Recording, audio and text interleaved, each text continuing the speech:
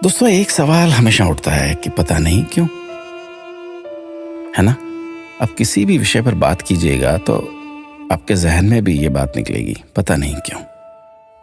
खाने को सादा दाल रोटी होती थी, लेकिन फिर भी किसी को खून की कमी नहीं होती थी, पता नहीं क्यों।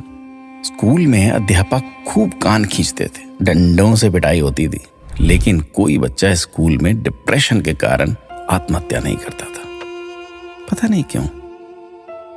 बचपन में महंगे खिलौने नहीं मिलते थे, लेकिन हर खेल बहुत आनंदित करता था, पता नहीं क्यों।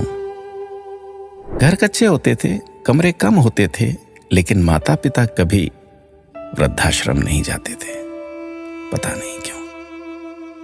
घर में गाय की, कुत्ते की, अतिथि की, मेहमानों की रोटियां बनती थी, फिर भी घर का बजट संतुलित रहता था।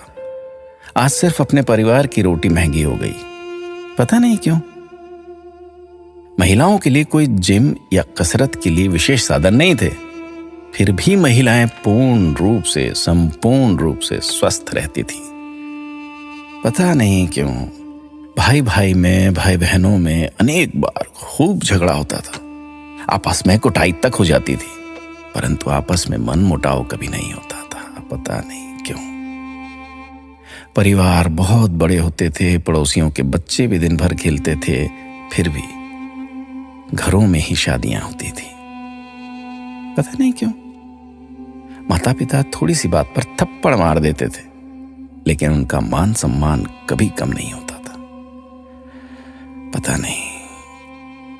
ऐसे अनेक क्यों के सवाल दिल में उठ रहे हैं। आप सभी तक इस क्यों को पहुंचाने की कोशिश कीजिए।